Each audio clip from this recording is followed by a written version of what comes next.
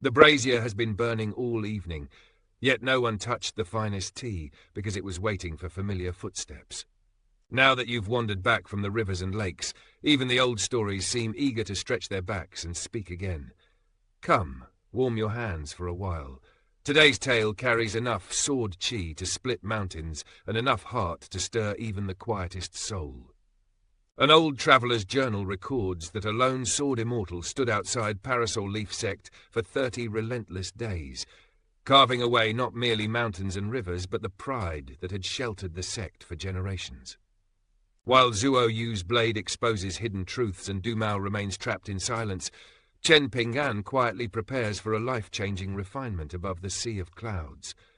Before the old year closes, destinies across the continent are about to cross paths in ways no one can escape. Zuo You waited in silence, yet Du Mao remained hidden within the ancestral mountain, refusing to reveal even a trace of himself. Zuo You raised his eyes toward the mountain and laughed, his voice carrying across the entire Parasol Leaf Sect like the edge of an unsheathed blade. You still refuse to come out after all that? As expected of an Ascension tier cultivator, your skin is so thick that even my flying sword might not be able to pierce it. At that moment, something unusual halfway up the ancestral mountain caught his attention. Beside a cluster of elegant pavilions stood an elderly, unpolished jade tier cultivator. He appeared to be guarding a young woman whose aptitude was considered outstanding. She was still extremely young, and her cultivation had only reached the Dragon Gate tier. Yet nearly every disciple around her was staring with strange expressions, as though her presence carried a secret far heavier than her cultivation base. When she noticed Zuo You looking in her direction, fear flickered across her delicate features. She immediately lowered her head. Zuo You frowned slightly. Many disciples of Parasol Leaf Sect had turned toward the ancestral mountain at the same time. Their gazes were not searching for Du Mao, they were searching for her. The elderly cultivator beside her was most likely her Dao guardian. Anger burned in his eyes, yet before Zuo Yu's overwhelming sword might, he did not dare to step forward.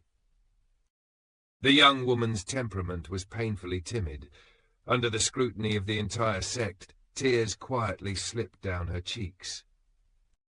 For a cultivation sect to dominate the world, the principle was brutally simple. Possess the strongest cultivators, and every law, grievance, and argument would bend beneath superior strength. In the past, Parasol Leaf Sect had risen because it possessed powerful experts and cultivation arts capable of leading disciples directly into the upper 5 tiers. That was the foundation upon which its supremacy had been built. In the present, it still possessed the strongest cultivators on Parasol Leaf continent. Rival powers had been beaten into submission, and the sect's disciples had gradually come to regard themselves as untouchable. Yet the future demanded the same strength. If Parasol Leaf Sect ever lost its advantage, every clan and sect it had humiliated would return with vengeance sharpened over generations. Mortals might wait years for revenge. Cultivators could wait centuries, even millennia. In the mountains of immortality, hatred rarely died. It merely entered seclusion.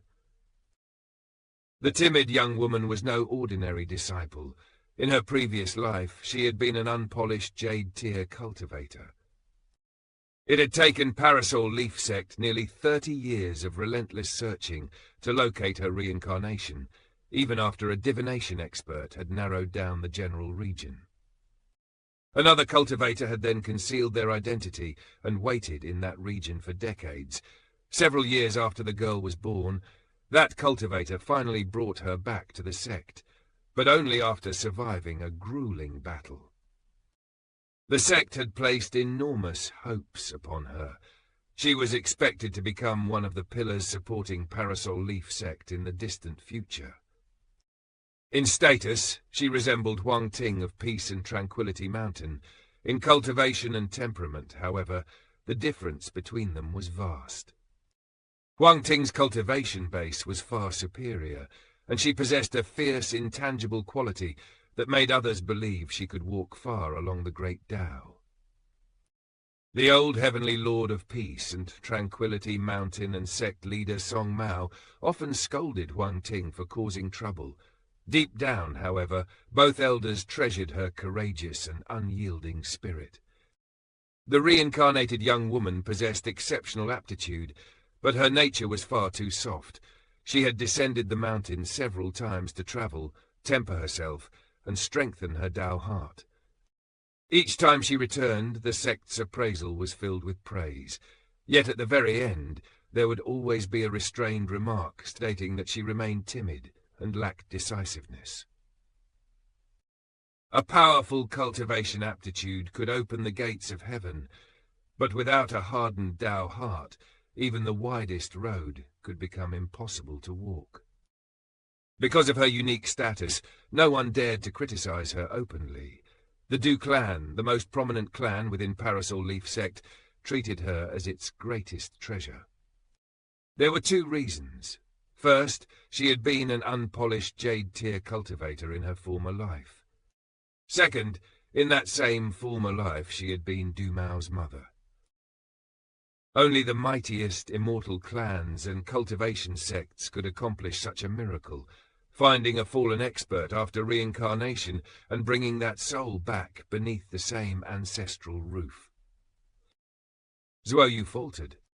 Still holding his sword in one hand, he scratched his head with the other. For the first time since entering the sect, a trace of guilt appeared on his face. He had come to force Du Mao out, not to frighten an innocent young woman into tears. That was only a joke. Don't take it seriously. It was merely a figure of speech. I didn't come here to do anything to you. His attempt at reassurance immediately made everything worse. The young woman's complexion turned deathly pale. Her tear-streaked face tightened as she desperately tried not to appear weak before the unreasonable swordsman who had stormed into her sect. Had she followed her natural instincts, she would already have been sobbing uncontrollably. Zuo You instantly regretted his unfortunate choice of words, but he refused to explain further. Little Qi had never been skilled at dealing with women. Dongshan was somewhat better. As for Zuo You, he had always believed that a woman's heart was even more difficult to comprehend than his master's teachings. To Zuo You, sword principles could be studied, challenged, and cut apart. Human emotions were a maze with no visible entrance. Was Zuo You a learned man? Compared with Qi Jingchun and Dongshan, he was certainly lacking. He had never enjoyed studying, and most of the books he had read were forced upon him by the scholarly sage. Even so, he was far more knowledgeable than ordinary scholars. The average noble or virtuous scholar of an academy was not even qualified to debate learning with him. The earliest source of his sword Qi had come from books, cliffside inscriptions, and ancient plaques carved by generations before him. To support his cultivation, Qi Jingchun had once accompanied him on journeys across distances so vast that ordinary cultivators could scarcely imagine them. Zuo You released a faint sigh and looked toward Middle-earth divine continent. When he withdrew his gaze, he noticed an exceptionally talented young swordsman standing beside the reincarnated woman. The young man glared directly at him with fierce stubbornness. Even when Zuo Yu's sword Qi scorched his eyes, he refused to look away. Zuo Yu glanced toward a hidden point on the ancestral mountain. Du Mao's intention had not escaped him. I know what you're planning, Du Mao. Go ahead and try it. I'll wait for you. With a casual sweep of his sword, Zuo Yu tore another opening through the barrier surrounding the ancestral mountain. Then he stepped beyond the sect's defenses. From that day onward, a strange siege began. Each night, Zuo Yu hovered in mid-air near the border of Parasol Leaf Sect's territory, resting with his eyes closed as though the vast sect beneath him were not worthy of his vigilance. At sunrise, he opened his eyes and went to work. His sword chi and sword intent shattered the physical vessels that stored the sect's mountain and water fortune. Mountains, rivers, ancient trees on the verge of becoming spirits, pavilions built to suppress yin energy, and subjugation treasures buried deep underground. Only a small amount of spiritual energy seemed to dissipate with each strike. On the surface, the losses appeared manageable. In truth, the damage was catastrophic. The fortune of a land was not ordinary spiritual energy. It required mountains, waterways, structures, and treasures capable of anchoring it. Once those vessels were destroyed, the wandering fortune could become either blessing or calamity, and no cultivator would dare seize it recklessly. Zuo, you resembled an old farmer patiently tilling a field, except the soil beneath his blade was the foundation of Parasol Leaf Sect itself. Because he remained near the territorial border, some spiritual energy inevitably escaped beyond the sect. At first, no disciple dared leave the protective formations to retrieve it. However, the continuing loss soon became unbearable. Parasol Leaf Sect finally sent a golden core tier cultivator outside on what was practically a suicide mission. Clutching an artifact, the cultivator approached the drifting spiritual energy, with his heart hanging by a thread. To his immense relief, Zuo You did not even glance at him. Instead, Zuo, you descended onto the surface of a vast river. With a single movement, he shattered the spiritual veins nurtured beneath its waters. Encouraged by the first cultivator's survival, a second golden core tier cultivator emerged. Keeping dozens of kilometers away, he followed Zuo You and carefully gathered the scattered spiritual energy. He then did everything in his power to return that energy to the water and repair the broken veins. 10 days passed. Zuo You and the cultivators of Parasol Leaf Sect developed an almost absurd harmony. He destroyed whatever lay in his path, while they followed from afar and repaired whatever fragments they could salvage. Another 10 days passed. The sect relaxed its restrictions and allowed middle 5-tier cultivators below the golden core tier to join the recovery effort. They followed dozens of kilometers behind Zuo You, their hearts filled with humiliation, fear, anger, and helplessness. After another 10 days, even young cultivators of the lower 5 tiers began joining the procession. Fortunately, Zuo You continued to ignore them completely. This was not mercy born from weakness. Zuo Yu's target had always been Du Mao and the sect's foundation. Killing ordinary disciples would only distract from the punishment he intended to deliver. The major cold solar term passed and the new year drew near. Among mortals there was a saying that the end of every year was a difficult threshold that all families had to cross. Parasol Leaf Sect had ruled Parasol Leaf Continent for countless years. Only now did it truly understand how cruel that threshold could be. One day, the sect launched a meticulously arranged ambush. 2 unpolished jade-tier cultivators and nearly 10 Earth Immortals struck together, hoping to overwhelm Zuo You through numbers and preparation. Zuo You answered with 1 slash. The entire ambush was swept aside. The battle revealed the terrifying gulf between powerful cultivators. When sword intent reached Zuo Yu's level, elaborate formations and superior numbers could be reduced to decorations before a single decisive strike. Afterward, Zuo You abandoned his usual route and visited a restricted mountain near the ancestral peak. That mountain had already been bestowed upon a cultivator expected to reach the unpolished jade tier in the future. It was meant to become the site of that person's immortal abode. Zuo You swung his sword once. The mountain split from summit to foundation. A colossal canyon opened through its heart, and the future immortal abode was destroyed before it could ever be built. Without offering a single explanation, Zuo You departed. From then onward, he continued eroding Parasol Leaf Sect piece by piece. Before long, every major sect and every cultivator at or above the nascent tier on Parasol Leaf Continent had heard what was happening. Yet the Academy had not intervened. Without understanding its position, no outsider dared approach Parasol Leaf Sect merely to satisfy their curiosity. There was one exception. Xianxia arrived. Upon meeting Zuo You, he performed a deep and formal bow of apology. Then he studied the devastated condition of Parasol Leaf Sect and suddenly burst into thunderous laughter. On his journey south toward Jade Tablet Sect, Xianxia deliberately flew at an agonizingly slow pace, swaggering through the sky so every Parasol Leaf Sect disciple below could see him. His shameless taunting nearly earned him death beneath one of Zuo Yu's sword strikes. Even as he fled for his life, Xianxia continued laughing with unconcealed delight. Among all the experts on the continent, Xianxia alone dared turn Parasol Leaf Sect's humiliation into open entertainment.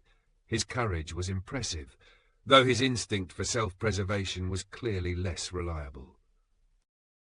One day, the reincarnated young woman appeared before Zuo You.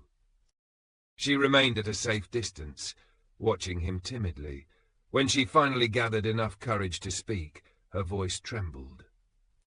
Why are you destroying our sect's fortune when we have done nothing to you? By now, Zuo You had become a familiar presence within Parasol Leaf Sect. Some disciples still whispered about him, believing that distance and lowered voices would conceal their words. In reality, Zuo You heard every hushed discussion as clearly as though they were shouting directly into his face. He considered the young woman's question before answering. Everyone in your sect believes Dumao is a blessing bestowed by heaven, someone destined to lead Parasol Leaf Sect to greater heights. In my opinion, he is the calamity that will destroy it. You should never have given birth to him. Embarrassment and fury immediately appeared on the young woman's face. She was accompanied by the gifted young swordsman, who was expected to become another pillar of Parasol Leaf Sect's prosperity over the coming 1,000 years. Unlike the timid young woman, he possessed an abrasive and confrontational temperament. A long sword personally bestowed by Dumao rested across his back, and resentment blazed in his eyes. One day you will die beneath my sword. Zuo You smiled, more amused than offended. Is that so? Perhaps I should kill you now and prevent your prophecy from coming true. The sect leader, still far from recovered from his previous injuries, immediately descended from the sky.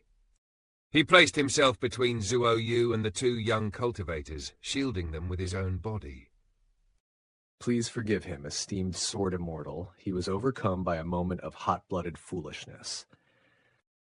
Zuo You sat upon a cliff with one leg crossed over the other, his posture relaxed despite the suffocating tension around him.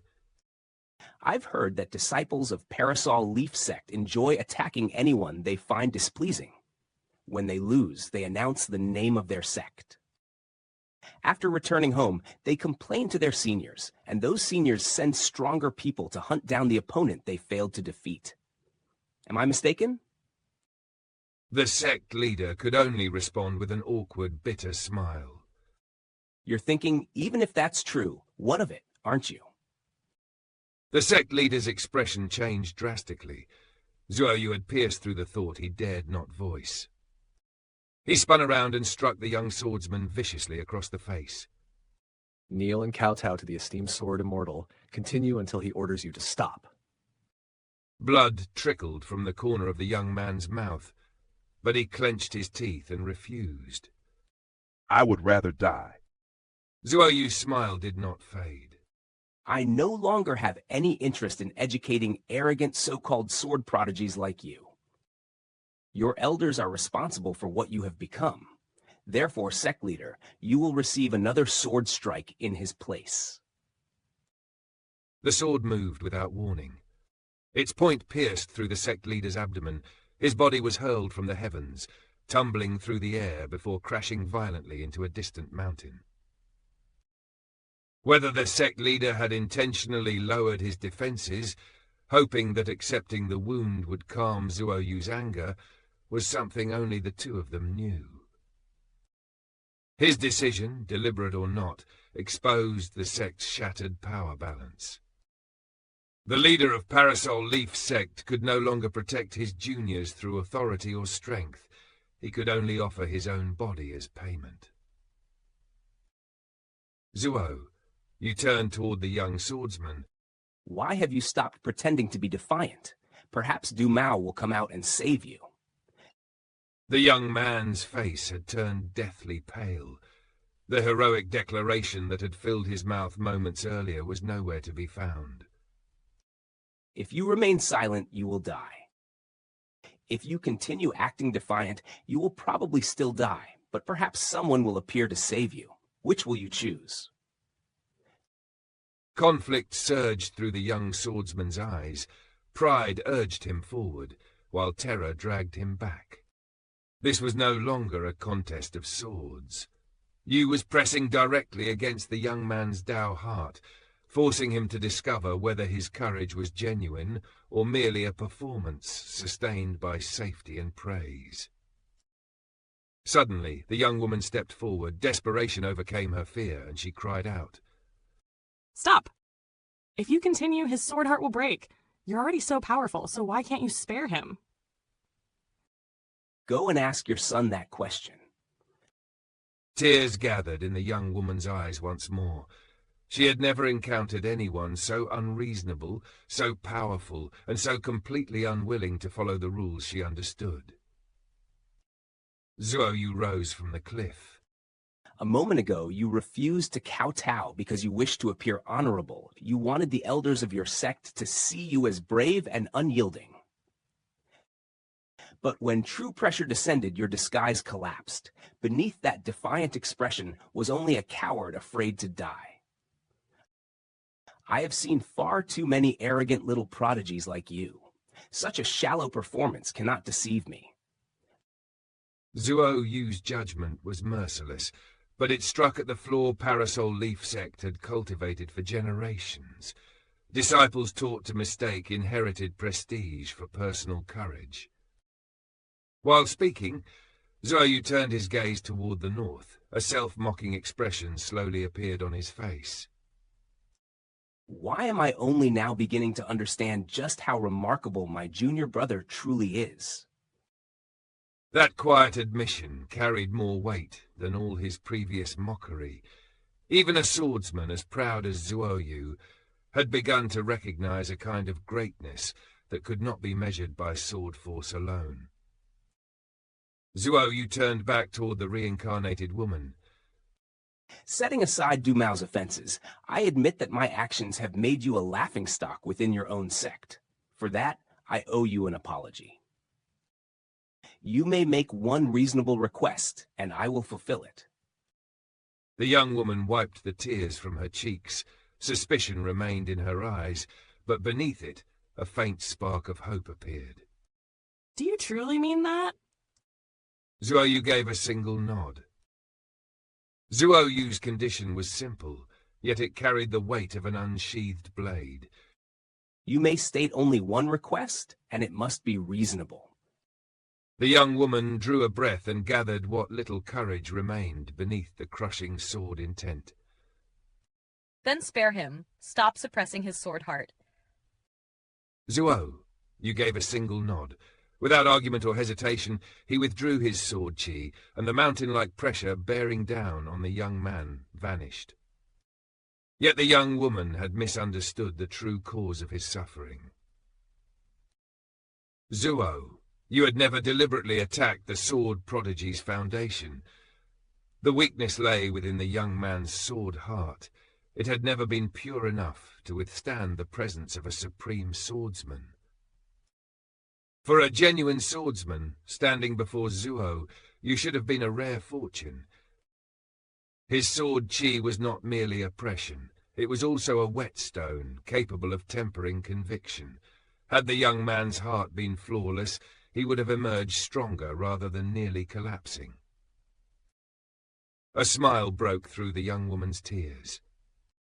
The instant she noticed it, she forced the warmth from her face and replaced it with a stern expression. She refused to show gratitude toward an enemy of her sect. Zuo You turned away and prepared to continue his slow, methodical path of destruction. Yet after taking only a few steps, he glanced back. I meant what I said. Du Mao will lead this sect to its destruction. Before long, all of you will understand. The young woman stared after him in confusion. Beside her, the young man swayed unsteadily, and his sword heart trembled with him. Zuo You offered no explanation. His figure accelerated into the distance and disappeared. His warning was not a threat spoken in anger. It was a verdict. Zuo You had already seen the fracture spreading beneath the sect's imposing surface, and Du Mao's ambition had merely hastened the coming collapse. At the same time, the phenomena within Parasol Tree's small world grew increasingly violent and unmistakable. The message carried by those changes was arrogant enough to challenge the heavens themselves. You wish to ascend? First, ask for permission. Far away, an intercontinental ship from northern Complete Reed Continent had already entered the territory of Eastern Treasured Vile Continent. The vessel tore through the skies at astonishing speed, burning through an immense quantity of immortal currency with every stretch of its journey. The passengers had no complaints. To arrive sooner was worth celebrating, particularly when someone else was paying the price. Rumour claimed that a generous old nascent tier cultivator had supplied the vast sum required to drive the ship at such speed. Among the passengers was a short, stocky man lodged in one of the cheapest rooms on the lowest floor. He rarely stepped outside and showed no interest in attracting attention. He appeared to be a pure martial artist, yet no one aboard could determine the depth of his cultivation. To the sharper chi refiners, that uncertainty was warning enough. When a cultivator's realm could not be seen, probing further was rarely courage. It was often stupidity disguised as curiosity. The martial path beyond the 9th tier was said to contain 3 divisions within the 10th tier: Thriving Chi tier, Simplification tier, and Divinity tier. Since leaving Lion Peak, Lie's aura had risen without pause. Somewhere along that journey, he had crossed into the Simplification tier. Simplification did not mean weakness or restraint. It meant power stripped of waste, movement freed from ornament, and intent concentrated until a plain strike could become terrifying. For Lie, this breakthrough brought more than satisfaction. It gave him greater confidence that he could smash apart the ancestral halls of those who had wronged Zheng Dafeng. And once a man like Lie had chosen whose debt he intended to collect, distance was no protection. The intercontinental ship was not merely carrying a passenger, it was delivering retribution. Back in Old Dragon City, the Fan clan continued to remain motionless. To most members gathered in the ancestral hall, their silence looked no different from lying down and waiting for death. The Sun clan was equally subdued. Although it had pledged allegiance to the Fu clan early, it showed no urgency to parade that loyalty before the city. In a city where every clan was measuring the wind, inactivity could mean fear, patience, or the concealment of a final card. Until that card was revealed, no outsider could know which interpretation was correct. Only the dust medicinal shop remained unchanged, standing like an isolated, forbidden ground that every faction tacitly agreed to leave untouched. Behind the counter, Chen Ping'an sat before the smallest of his 3 pieces of dragon-slaying platform. 1st and 15th circled joyfully above it, flying back and forth as their blades scraped against the precious stone. Sparks scattered across the counter like miniature stars. While the 2 flying swords sharpened themselves, Chen Ping'an quietly took inventory of everything he possessed. The golden jade pendant, inscribed with the words, "Nurturing the Noble Spirit," contained a small world of its own. Once worn at the waist, it could draw in the natural spiritual energy of heaven and earth without assistance. For now, however, he could not wear it. Its power conflicted with both the shop's formation and the innate yin energy of the Zhao clan yin soul. Only after reaching another place rich in spiritual energy could Chen Ping'an safely bring the pendant out. Pei Qian adored the jade pendant.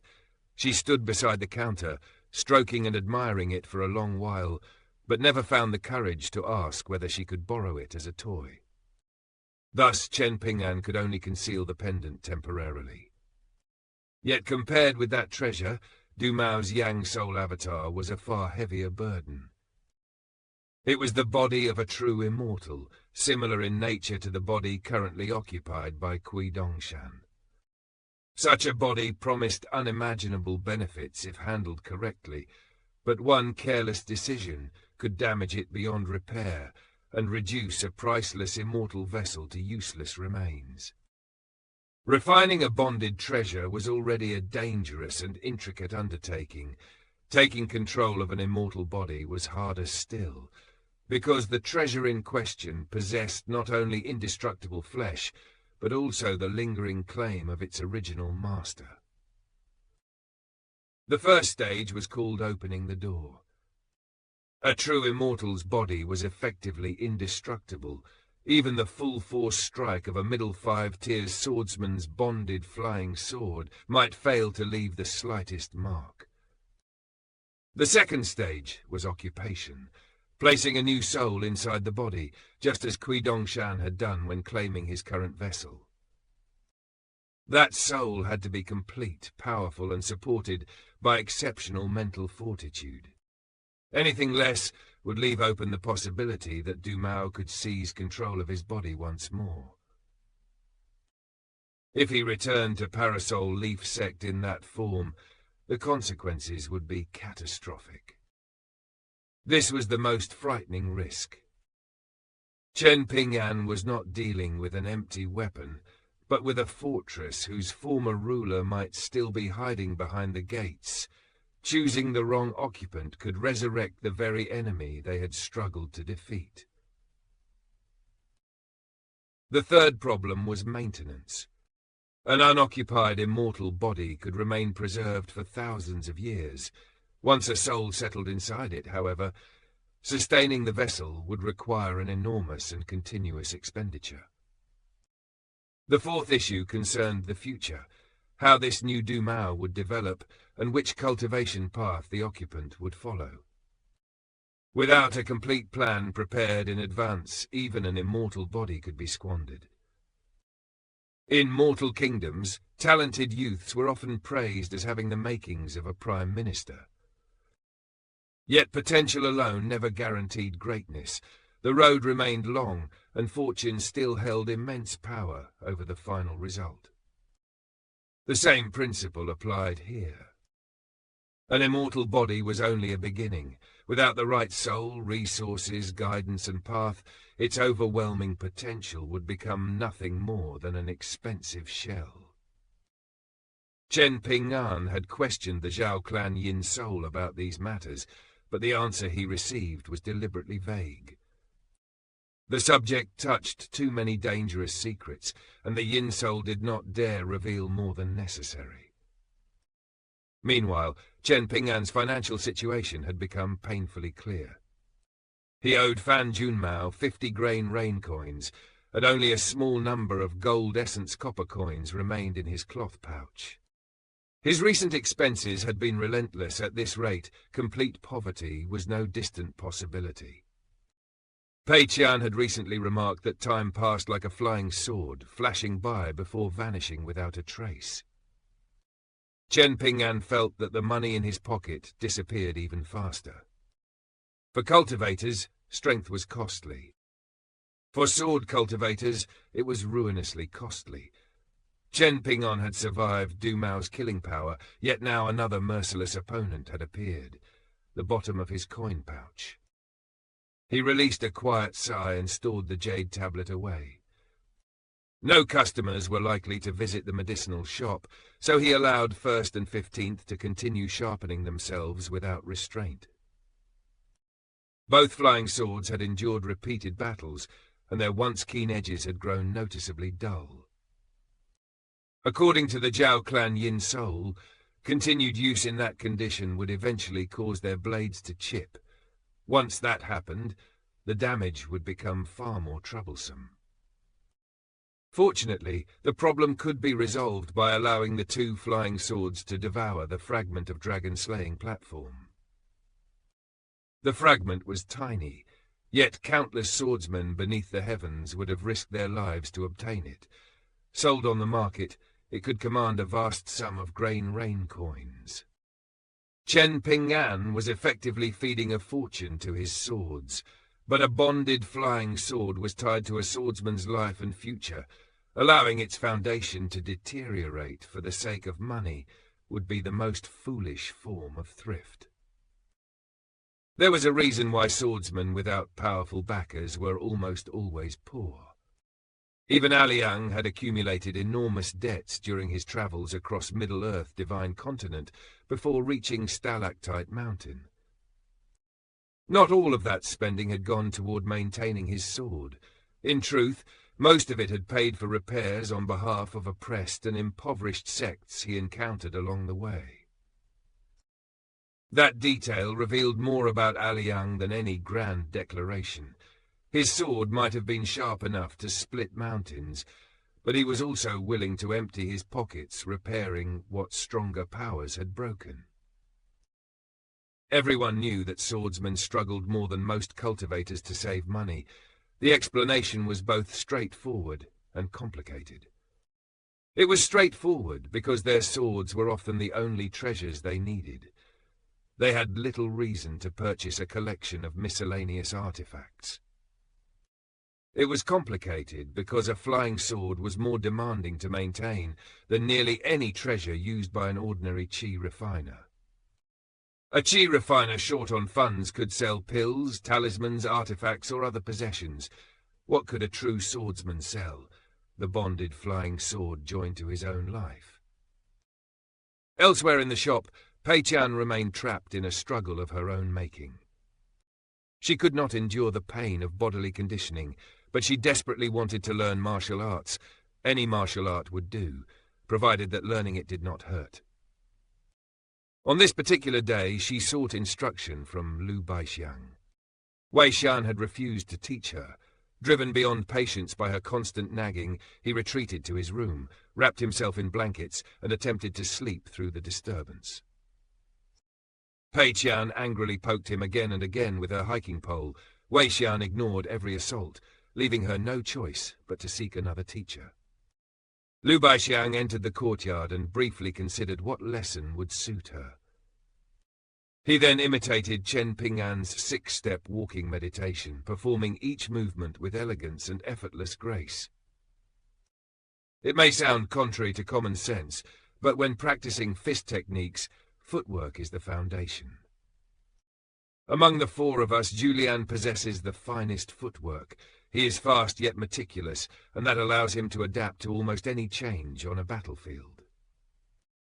After completing the 6 steps, Lu Baixiang released a punch that appeared almost gentle. The air answered with a heavy thump. Only by gathering power from every direction can your fist aura shake the heavens. He followed with a sweeping kick, then descended as lightly as drifting snow. The spine is like a dragon vein stretching between heaven and earth.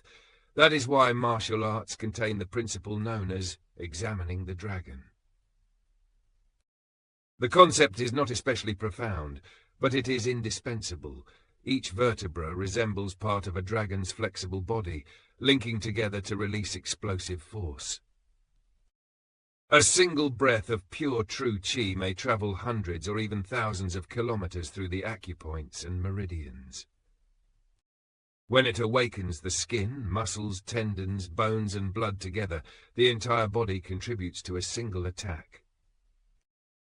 Lu Baixiang's lesson revealed the true nature of martial power. A fist did not begin at the knuckles. It began beneath the feet, travelled through the spine, gathered the body's breath and blood, and only then erupted from the hand. Under the eaves, Julian sat on a bench reading a supposedly romantic tale about a loving couple. Hearing Lu Baixiang praise his footwork, he smiled with obvious satisfaction. Lu Baixiang remained remarkably patient. Do you understand what I'm explaining? If not, I can divide it into even smaller steps. Pei Qian nodded so vigorously that no one could doubt her confidence. I understand everything, but I don't want to learn how to walk. Without first learning to walk, how do you expect to run or fly? Pei Qian glanced at halting snow, the weapon hanging from Lu Baixiang's waist. But I only want to learn the greatest swordsmanship beneath the heavens. If that is impossible, saber techniques will also be acceptable. At some point during the lesson, Chen Ping'an had taken a seat on a nearby bench and begun watching. Lu Baixiang turned toward him with resignation written plainly across his face. I cannot teach her. The instant Pei Qian noticed Chen Ping'an, her confidence collapsed. Then I'll learn how to walk first. A person who forever sits on the fence will never understand how to stand up for themselves. Pei Qian raised her hiking pole and glared at him as though facing a mortal enemy. Don't think you can insult people whenever you please just because you cook decent meals. Come fight me if you dare. Julian calmly closed his book and rose. Fine. Since you demand a sparring match, I shall grant you one. Remember this. I am the strongest fighter among every chef in the dust medicinal shop. Pei Qian showed no fear. Good. Then let's compete and see who can finish transcribing the fastest. Julian immediately sat back down, reopened his book, and resumed reading. Pei Qian had discovered a battlefield where courage offered no advantage. Against physical combat, Julian was fearless. Against endless transcription, even the proudest chef knew when retreat was wise. Chen Ping'an ignored their quarrel. Smiling, he rose from the bench. For the first time since Dumao had inflicted those horrifying injuries upon him, Chen Ping'an felt truly relaxed. He drifted gently into the center of the courtyard. His complexion remained pale and unhealthy, but his spirit was bright. Slowly, he began the 6-step walking meditation while circulating the deity drumming technique. His fist intent emerged naturally, flowing from his body without deliberate effort. The routine contained only 6 steps, yet when Chen Ping'an performed it with complete sincerity, Pei Qian found herself unable to look away. Each movement seemed simple, but together they became a sight of quiet beauty. This was the difference between copying a form and embodying it. Chen Ping'an no longer needed to force fist intent into his movements. His experiences, injuries, discipline, and understanding had already fused the technique into his bones. Julian raised his head and watched with an impressed smile. Such remarkable fist intent at such a young age. Indeed, I cannot begin to compare. After completing the final step, Chen Ping'an looked around the courtyard with a smile. Your turn, Zuo You. Zuo You had been standing silently beside the window. Without responding, she turned, returned to the table, and sat down. Wei Xian remained safely hidden inside his room. That was an incredible display. The praise was so half-hearted that it carried less force than a falling feather. Pei Qian collapsed onto the ground, laughing uncontrollably. In her judgment, these people possessed no backbone whatsoever, yet they still dared accuse her of sitting on the fence. Then, to everyone's surprise, Zheng Dafeng appeared at the entrance of his room. Supporting himself against the doorframe, he lifted his face toward the sunlight. At last, I can move a little. If I stayed in bed any longer, mold would have begun growing on me. Pei Qian stared at him in surprise. You can walk now, Zheng Dafeng. Don't push yourself. If you fall and break your back again, you'll return to where you started. Could you not wish something fortunate upon me for once? I was only concerned for you. She rolled her eyes as though his ingratitude were the true offense. Chen Ping'an nodded to Zheng Dafeng, then returned to his seat. Pei Qian immediately brought over sunflower seeds like an obedient little puppy. She sat beside him and held her small hand aloft, offering him the entire handful. Zheng Dafeng moved slowly beneath the eaves, taking careful, measured steps. He made no attempt to exceed his current limits, and his back remained hunched. His recovery was painfully slow, yet the fact that he could stand beneath the sun again was already a victory. In the martial world, not every triumph came from defeating an enemy. Sometimes taking one more step was enough. No one made a spectacle of watching him. Lu Baixiang carried a go-board and stones over to Zuo You for another match. Julian returned to his book. Wei Shan continued sleeping inside his room. Chen Ping'an and Pei Qian sat together cracking sunflower seeds. A strangely festive peace settled over the little medicinal shop. After the terror brought by Du Mao, this ordinary scene carried unusual weight. The laughter, games, books, and careful footsteps were proof that the shop's inhabitants had not merely survived, they had begun living again. Then around noon one day, the dust medicinal shop welcomed its first visitor, who was neither Fan nor Fan Junmao. For once, the person who entered was an actual customer. He was an old man with a foreign accent. He purchased a large quantity of medicinal ingredients, while repeatedly complaining that the prices were too high. Through voice transmission, the Zhao clan Yin Soul warned Chen Ping'an that the old man's Dragon Gate tier cultivation was exceptionally solid and condensed. Chen Ping'an remained completely composed. After facing Du Mao of the Ascension tier, a Dragon Gate tier cultivator was no longer enough to disturb his state of mind. This was not arrogance. Chen Ping'an understood the difference in strength, but his perception of danger had changed. Once a person had stood beneath a collapsing mountain, ordinary stones no longer inspired the same fear. More importantly, Chen Ping'an had recently gained a measure of enlightenment from the scholarly sage's message, which the sword spirit had recounted to him. The principles governing the world were present everywhere. Some people cherished those principles like priceless treasures. Others regarded them with contempt and might even trample upon them deliberately. The principles themselves were not at fault. The fault belonged to the people who chose how to treat them. This distinction mattered deeply to Chen Ping'an.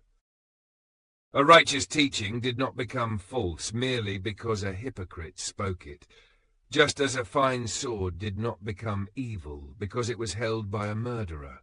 The heart directing the principle determined what followed. The sword spirit had also spoken at length about the elderly Confucian scholar who presided over the northern region of Parasol Leaf continent. The consequences of that scholar's transgressions appeared severe. There was even a possibility that he would be expelled from the Confucian temple. Hearing this, Chen Ping'an found himself contemplating the tangled depths of human nature. A man could stand close to the highest principles and still stray from them. Rank, learning, and reputation offered no absolute protection against error. Perhaps that was why the cultivation of the heart could never end, no matter how high one climbed. And while storms gathered across sects, clans, continents, and small worlds, Chen Ping'an's path was quietly changing. His wounds were healing, his fist intent was maturing, and the questions before him were no longer limited to how one defeated an enemy, but how one remained upright afterward. The elderly Confucian scholar was one of the 72 saints enshrined by the Confucian temple, a figure whose learning could influence nations and whose words could shape generations.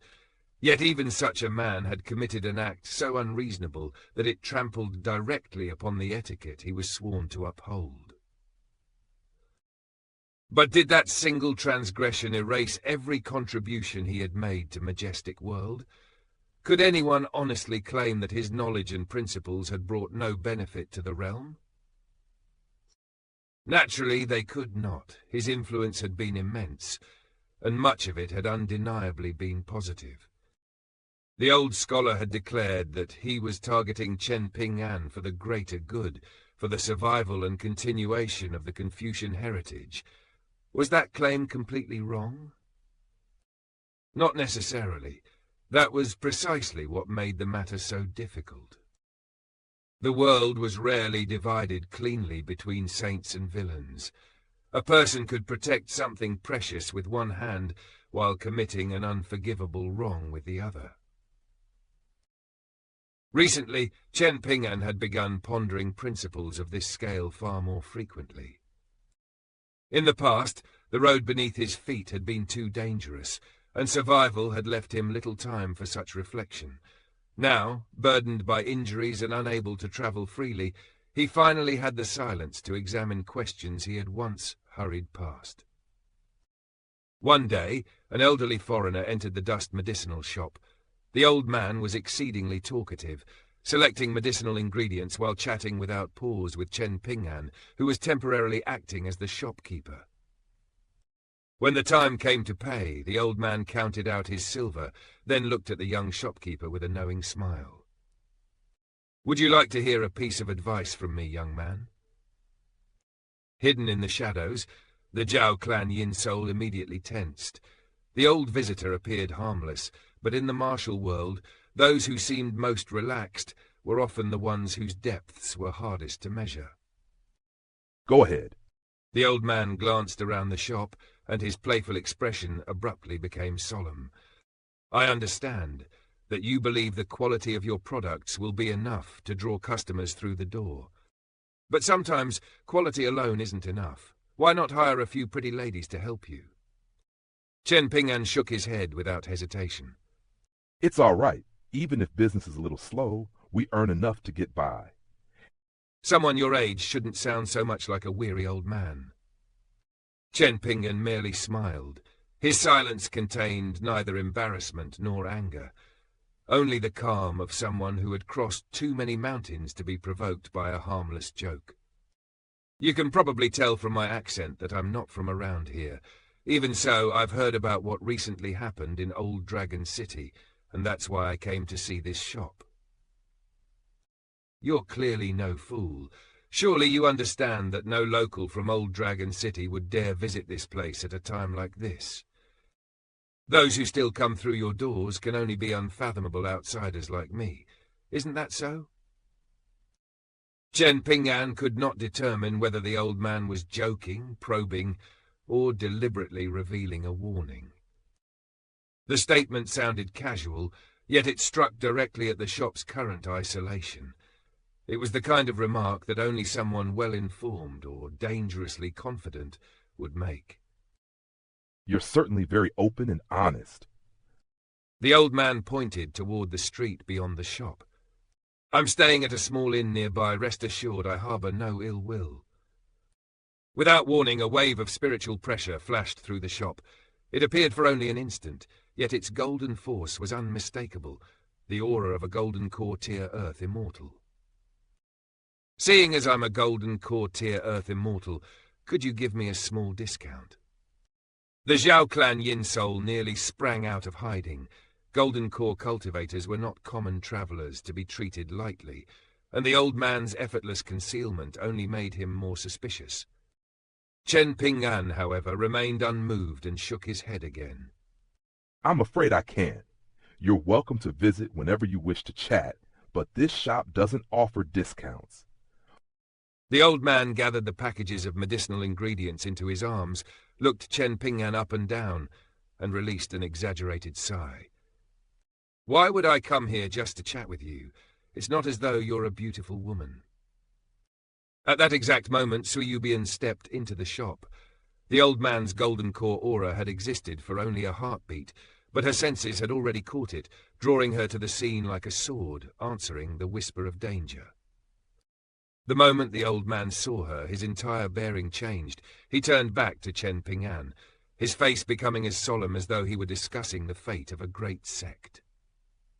In truth, I'm a merchant who specializes in medicinal ingredients.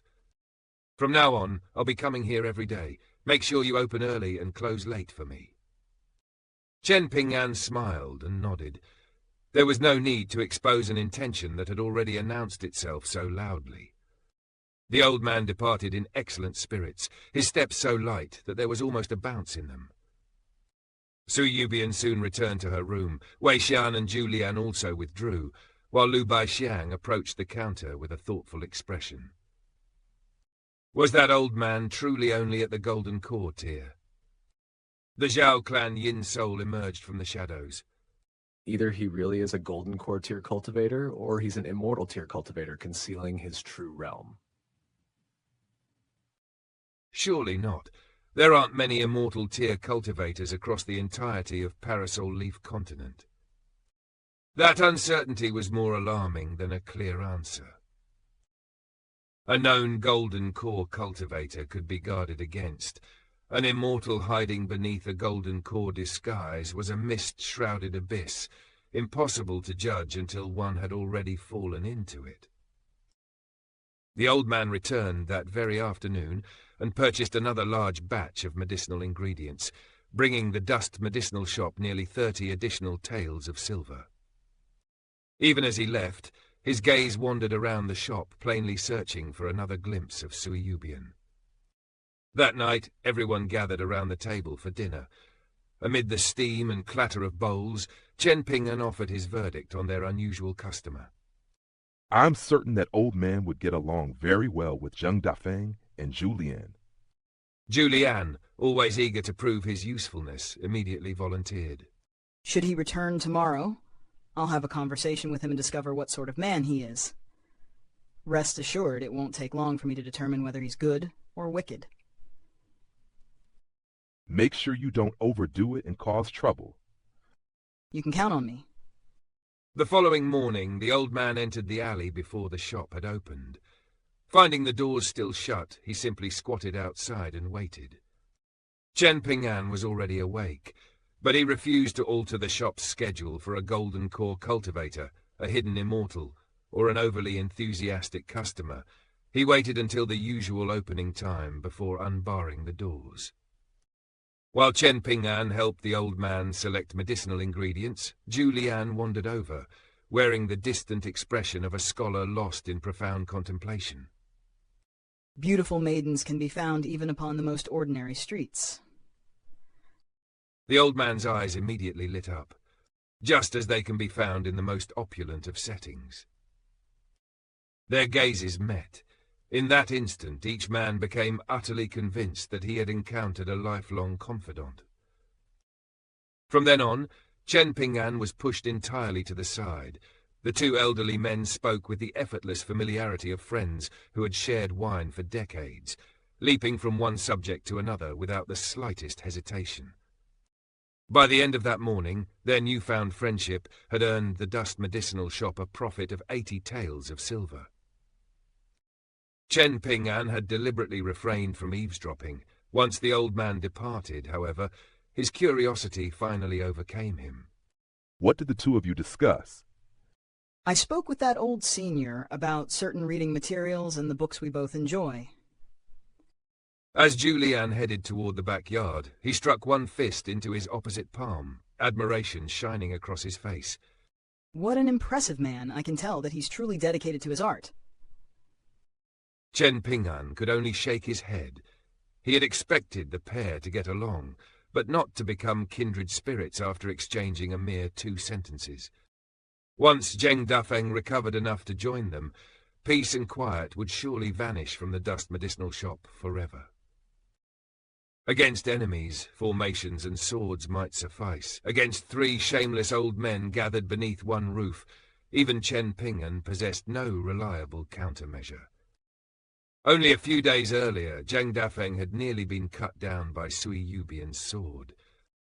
The disaster had begun with his disciple, Fan Er, who had commissioned an extraordinarily lifelike portrait for his master. After receiving it, Zheng Dafeng hung the portrait upon the wall of his room and treated it almost like a sacred image, admiring it day after day with shameless devotion. In the end, Pei Qian exposed the secret. Su Yubian stormed into Zheng Dafeng's room and discovered that the woman in the portrait was none other than herself. Worse still, the portrait depicted her in revealing attire, wearing a deliberately alluring smile. Sword intent immediately flooded the room. Had Chen Ping'an not placed himself between them, Zheng Dafeng might truly have been cut down on the spot. Ignoring Zheng Dafeng's miserable pleas, Chen Ping'an tore the portrait from the wall and handed it to Su Yubian, allowing her to decide its fate. Only then did the murderous confrontation subside. Yet the incident drove Su Yubian's already terrible impression of Zheng Dafeng even lower.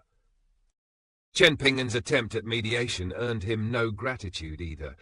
Instead of destroying the portrait, Su Yubian thrust it into his possession with an icy sneer. You should keep it.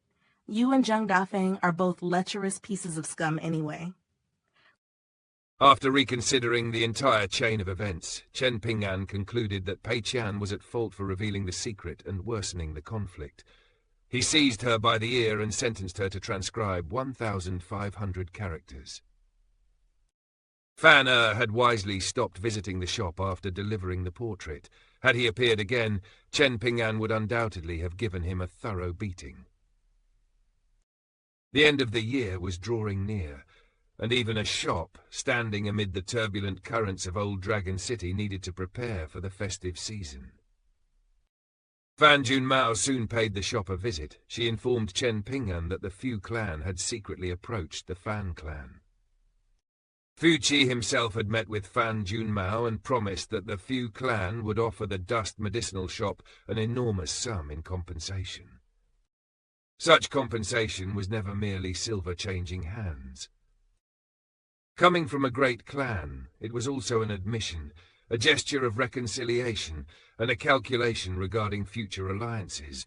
In a city ruled by power, even an apology carried political weight. Meanwhile, Pei Qian, Wei Xian, and Su Yubian went out to purchase supplies for the coming festivities. Su Yubian had agreed to accompany them only because Pei Qian's relentless begging had finally worn down her resistance.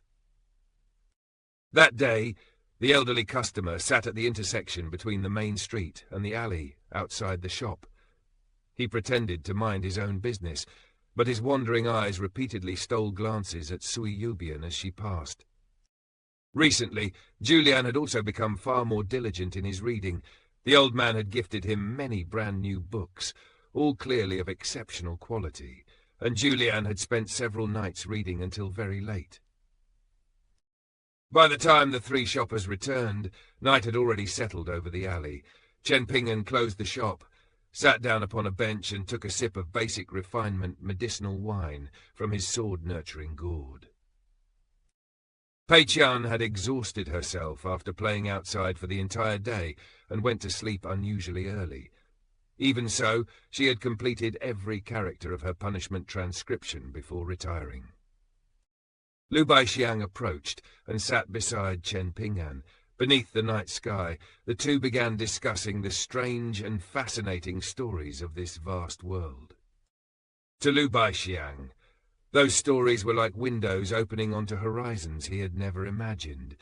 He observed that the powerful factions of the lotus flower-blessed land could learn much by imitating certain practices used by the sects of this world. Lu Baixiang released a soft sigh, his expression more earnest than before. This truly is a completely different world. Even accepting a disciple requires consideration of so many subtle matters. The lotus flower-blessed land cannot compare. He turned toward Chen Ping'an with a faint smile. No wonder you're so strict with Pei Qian. Chen Ping'an nodded. When he answered, there was no confidence of a grandmaster imparting the Tao, only the uncertainty of someone terrified of guiding a child onto the wrong road. Taking on a disciple is extremely difficult. It isn't simply a matter of teaching whatever you please. At first, I didn't want to teach Pei Qian. Later, I changed my mind. but I didn't dare teach her. Now, I don't know what I should teach her, or how I should teach it. Chen Ping'an raised his head and gazed into the vast night. Julianne often jokes that Pei Chan is a fence-sitter, swaying like a blade of grass whenever the wind changes direction. But I don't think that's necessarily a bad thing. Every person is delicate as a blade of grass during childhood. At that stage, the most important thing is for that blade of grass to take firm root. Grass will always sway with the wind, but so long as its roots remain firmly buried in the earth, it will never lose its way. For Chen Ping'an, discipline was not meant to stop Pei Qian from bending.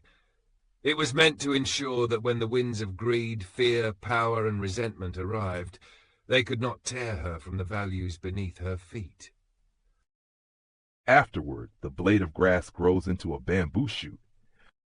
Some people despise bamboo and swear to cut down every stalk beneath the heavens, while many scholars cherish it. This world even contains a bamboo sea small world. Then the bamboo shoot grows into a mighty tree. During one of my past journeys, an extraordinarily powerful swordsman accompanied me for a time. Looking back now, I think he regarded me much as I regard Pei Chan. Just as I am assessing her character, he was silently assessing mine. At the time, I had only just begun practicing fist techniques. Could he not have taught me advanced swordsmanship? Could he not have let me drink medicinal wine brewed from a beast core? Could he not have taught me a supreme bodily refinement art, or handed me a mountain of treasures? He could have done all those things without batting an eyelid, yet he chose not to. Why? I never considered that question before. Even after I began thinking about it, I couldn't find an answer, not until Pei Chan entered my life. A powerful technique could make a child strong, but it could not decide what that strength would one day protect or destroy. The swordsman had withheld gifts because character had to be tested before power could safely be entrusted. Only after becoming responsible for Pei Qian did Chen Ping'an finally understand that restraint could be a deeper form of guidance. The scholarly sage told me that we live in a complicated world, and that we will encounter countless kinds of scenery along the road of life. Sometimes we stumble upon good times, at other times we must trudge through darkness. His voice slowly faded. Chen Ping'an took his final sip of medicinal wine for the night, and by then both cheeks had become flushed bright red. He rarely discussed thoughts like these with outsiders, yet with Lu Baixiang, he felt an instinctive certainty that his words would be understood rather than mocked or dismissed. Chen Ping'an could not explain that certainty. It was simply a feeling, no different from the way Old Man Yao and Ruan Qiong had instinctively known that they did not wish to accept him as a disciple. He secured the sword-nurturing gourd at his waist, rubbed both hands across his face, and released a quiet sigh. Whatever I see in this world, whether good or bad, I always want to look deeper and see it more clearly. When a person or matter isn't especially important, I try my best to see the good within it. Just because someone dislikes me or follows ideals that conflict with mine doesn't necessarily make them a bad person. There is a master martial artist in the Lotus Flower Blessed Land named Liu Zong. He once said something that I found very interesting. The road beneath our feet is very wide, so we can each walk our own path without any problem. I believe he was completely correct. This was not weakness or indecision. Chen Ping'an was drawing a boundary between disagreement and evil. Two people could travel toward different horizons without drawing swords, provided neither tried to destroy the road beneath the other's feet. Even so, there will always be good and bad people in the world. Outside those matters that are absolutely right or absolutely wrong, everything else lies within a gray expanse. Take the Ascension tier cultivator Du Mao. He must have committed many terrible deeds during his life, but surely he also did some good. There is even a strong possibility that within Parasol Leaf Sect, he is regarded as a saint, someone for whom countless disciples would willingly sacrifice their lives. Lu Baixiang rested both hands gently upon his knees and smiled. Unlike Chen Ping'an, who sought to untangle every knot of morality, Lu Baixiang had lived long enough to know how many people preferred never to touch those knots at all. Do you imagine everyone is such a glutton for punishment as you? Spending every day pondering right and wrong the way you do is an exceptionally torturous undertaking. Many people learn martial arts, sword techniques, and immortal abilities for no reason beyond their own benefit. When standing up for others, so-called heroes often kill people they perceive as evildoers without ever truly knowing them, yet the world praises those heroes. Is that right or wrong?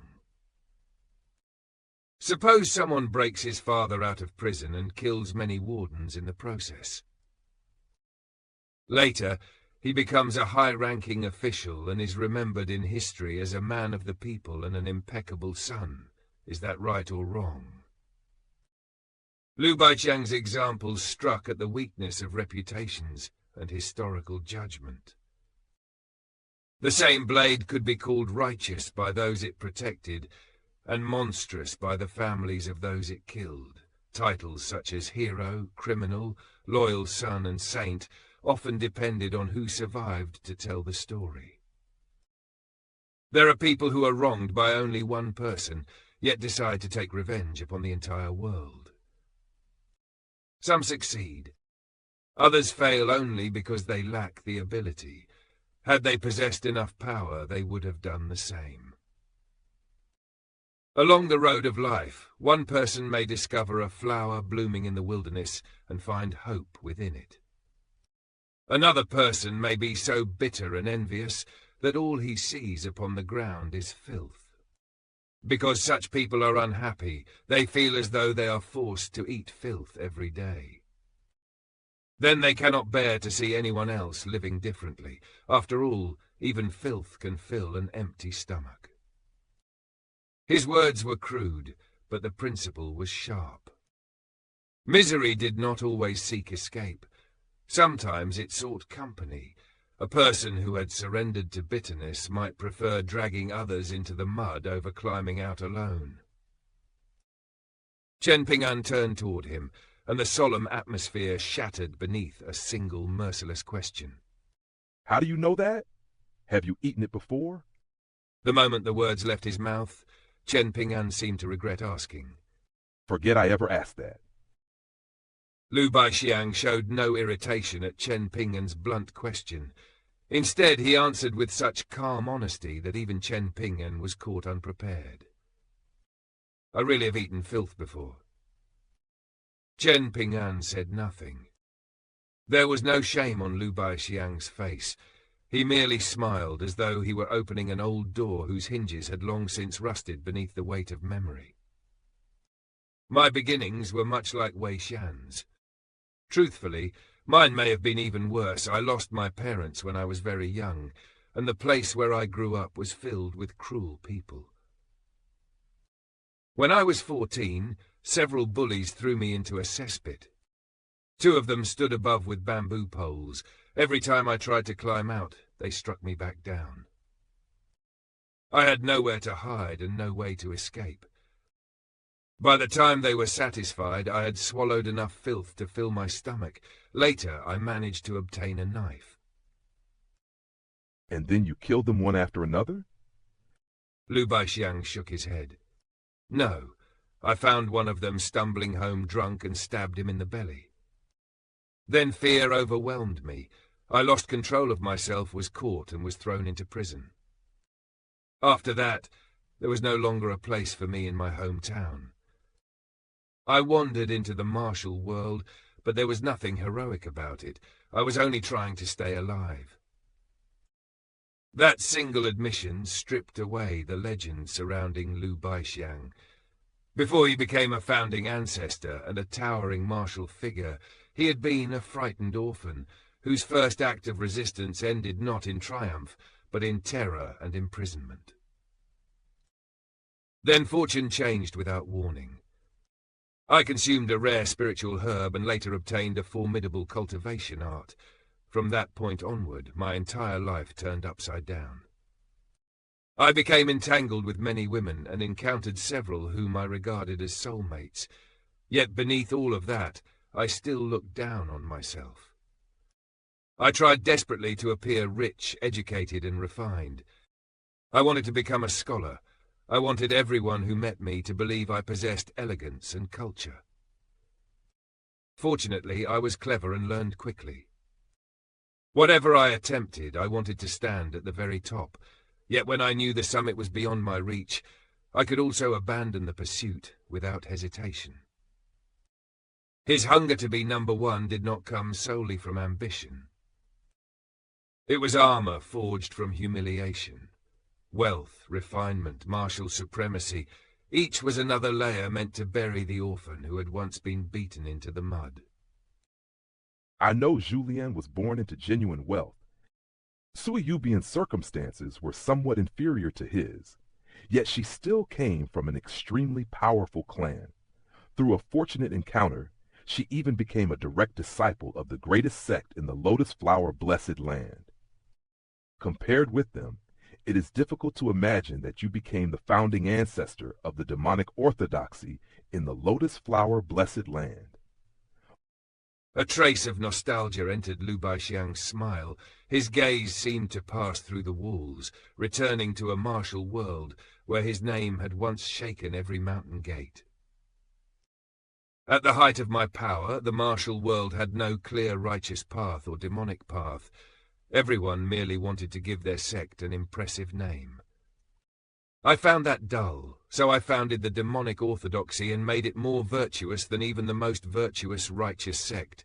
That contradiction was what amused me. For Lu Baixiang, the title of demonic founder had been less a declaration of evil than a challenge to hypocrisy. He cared little for banners. He wanted conduct to expose how hollow those banners could be. There is no need to tell me what the demonic orthodoxy became after my death. I already know. Read enough histories and you will discover that the same patterns return endlessly. Whether in an imperial court or in the martial world, people are always drawing circles. From time to time, a virtuous sage or unmatched martial prodigy appears. Such a person walks a little farther and pushes the boundary outward. Then those who follow begin circling inside the new boundary once again. Sometimes people do not even travel in circles. They stagger about without direction, never knowing where they are going.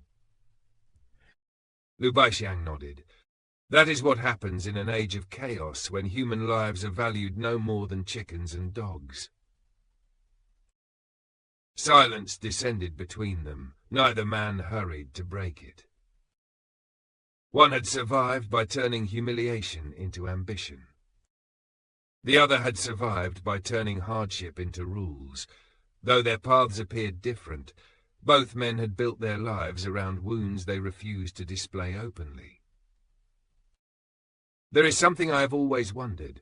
Why are you so determined to learn principles and obey whatever you believe to be right? Perhaps it also comes from low self-esteem. How? People often desire most what they themselves lack.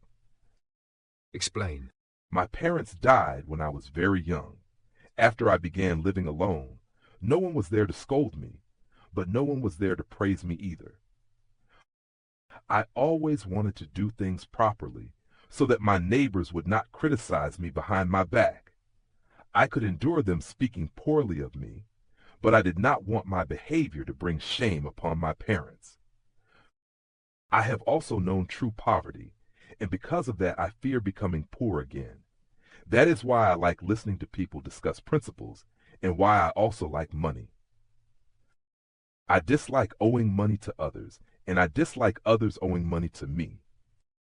Chen Ping'an's principles were not lofty doctrines born in a quiet academy. They were habits hammered out by hunger, loneliness, and the fear that one careless step might stain the memory of his parents. Lu Baixiang remained silent for a long time before finally answering. That is remarkably candid. While the two spoke, Julian remained seated on his stool, quietly reading his book without interrupting. Su Yubian stood nearby with her hands clasped behind her back.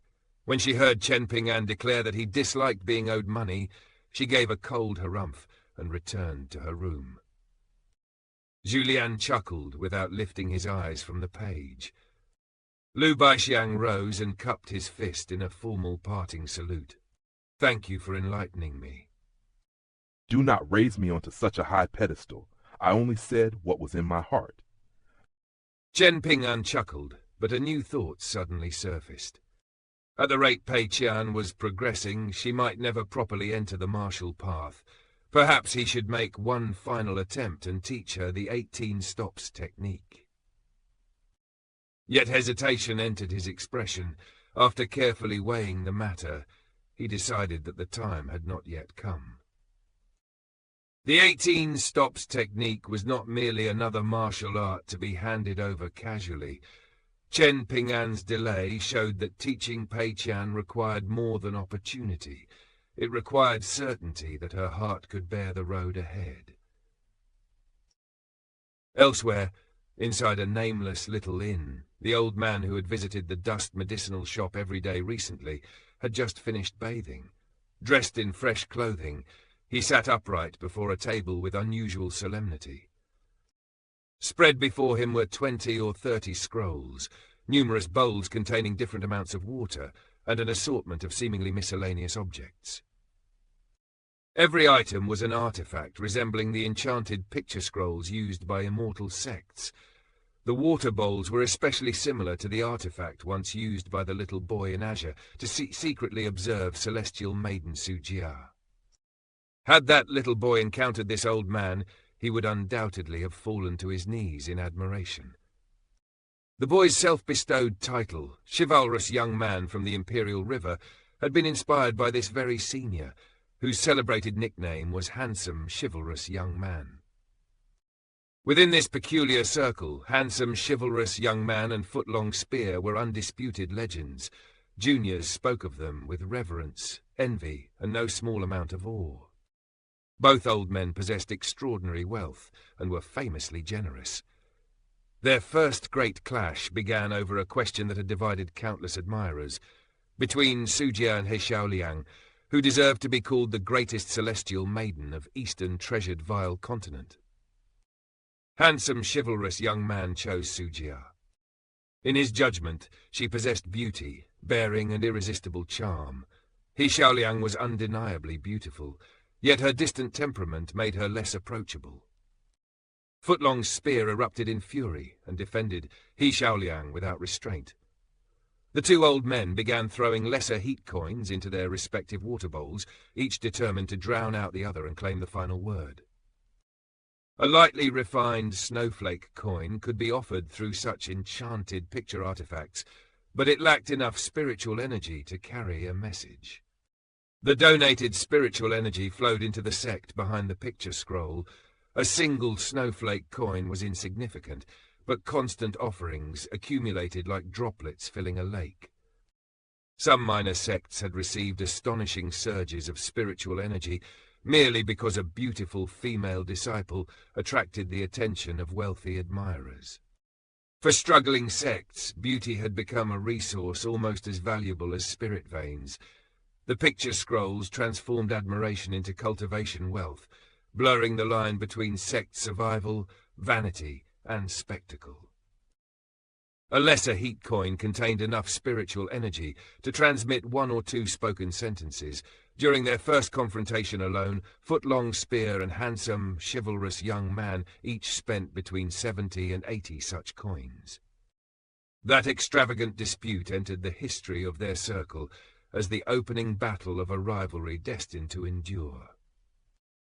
Countless celestial maidens from lesser sects prayed that these two wealthy old immortals would one day notice them and bless their mountain gates with fortunes capable of changing their destinies. Footlong Spear rarely spoke, preferring to make silent offerings. Handsome, chivalrous young man was the exact opposite. He attached booming messages to his donations and delighted in the praise and flirtatious attention of the celestial maidens he followed. Their rivalry was absurd, wasteful, and undeniably magnificent. In another martial world, men might compete through swords. These two fought with wealth, pride, and enchanted water bowls. The old man's eyes passed slowly over the crowded table before settling upon one particular picture scroll. He unfurled it. Moments later, mist rose from its surface and gathered into the image of a chamber furnished with restrained elegance. A young celestial maiden entered gracefully with a peeper in her arms. A maidservant followed and stood obediently in one corner, while the maiden took her seat. The maiden played an entire melody, yet not a single spoken message echoed through the room. No one had offered a lesser heat coin with a message. It was possible that someone had donated silently, but under these circumstances, that possibility was painfully remote. The celestial maiden forced a smile and delivered an awkward greeting. She was not trained for such performances. Her sect had compelled her to participate in this fundraising endeavor, leaving her stiff, embarrassed, and painfully self-conscious. Then, without warning, a voice rang through the chamber. Is handsome, chivalrous young man present? The reply came at once. No. The celestial maiden's forced smile vanished, replaced by genuine excitement. She sprang to her feet and hurriedly performed a curtsy. Welcome, Senior Young Ascended Immortal and Senior 10th Tier Martial Artist. Young Ascended Immortal and 10th Tier Martial Artist were the alternate titles used by Footlong Spear and Handsome Chivalrous Young Man. To the celestial maiden, two legendary benefactors had suddenly appeared at her door. She sat down eagerly, preparing to perform another song for these enormous fish she had somehow managed to hook. Yet from the corner of her eye she noticed that the maidservant remained motionless. A cold gleam passed through the maiden's gaze before her smile returned. Shichu, you should also thank these esteemed immortals. Shichu obediently performed a curtsy. After the celestial maiden finished her second song, the old man in the inn tossed another lesser heat coin into the water. Handsome, chivalrous young man, I have arrived in Old Dragon City. Why don't the two of us meet for a drink? Piss off. Unperturbed, Footlong Spear immediately threw in another coin. Why must you be so cold? I can visit you, so you will not even need to travel. I will only stay for a few days. I do not have time. Do not be like that. Surely you can spare enough time for one meal. No. Footlong Spear's patience finally snapped. 10th Tier Martial Artist? You are a chi refiner pretending to be a pure martial artist. Have you no shame? Then why do you call yourself Young Ascended Immortal when you have never ascended? Why not ascend into the heavens and relieve yourself from above? Accomplish that, and I promise to stand below with my mouth open. The attack was ruthless, but Footlong Spear immediately changed tactics. Handsome, chivalrous young man, everyone knows you are a great and generous man. Would your conscience not ache if I travelled all this way for nothing? Handsome, chivalrous young man fell silent. Footlong Spear stared anxiously at the water bowl, waiting as though the fate of a sect depended upon the answer. Fine, come if you insist. Footlong Spear erupted with delight. Thank you, thank you. Then it is settled. Once I reach your sect, I will secretly announce my arrival to you. Shut up. Your wish is my command. I can hardly wait to meet you. Had any disciple of Jade Tablet Sect witnessed the shameless performance of their old sect master, their jaw would likely have struck the floor. Behind the dignity of a great sect master lurked Footlong Spear, a stubborn old admirer willing to spend spirit coins, endure insults, and abandon every trace of decorum merely to secure a meeting. Only a few days remained before the final day of the year. That evening after dinner, Pei Qian helped Julianne clear the table. Once she had completed her required transcriptions, she went to the shop in search of Chen Ping'an. Chen Ping'an had already poured the flagon of wine given to him by Fan Junmao into his sword-nurturing gourd. He could drink no more than 2 or 3 small sips each day. Any more would cease to nourish him and instead damage his body. Cultivation resources were no different from martial power. The correct measure strengthened the foundation. Greed turned medicine into poison. Even a precious wine obeyed the law that excess invited disaster. Chen Ping'an had just taken a sip of ordinary refined wine, leaving a faint flush across his face. On the opposite side of the counter, Pei Qian stood on her toes and watched him drink in silence.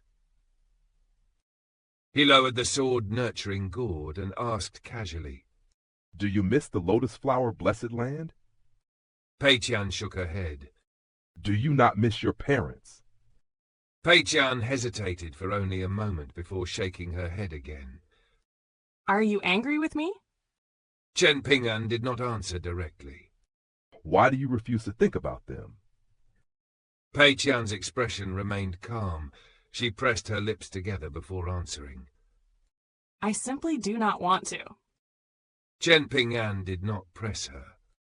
Pei Qian rested her chin on the counter and slapped her talisman onto her forehead. A long silence passed before the words she had buried finally began to emerge. When I was very small, a natural disaster struck my hometown. We fled with everyone else, but my mother eventually died of starvation on the road. My father continued toward the capital of Southern Garden Nation with me. During the journey, he forced my mother to go with strangers in exchange for food. At first, she refused. My father dragged her by the hair and beat her until she stopped resisting. I could only cry. Whenever I tried to stand between them, he knocked me aside. He was a grown man. My mother and I could not overpower him.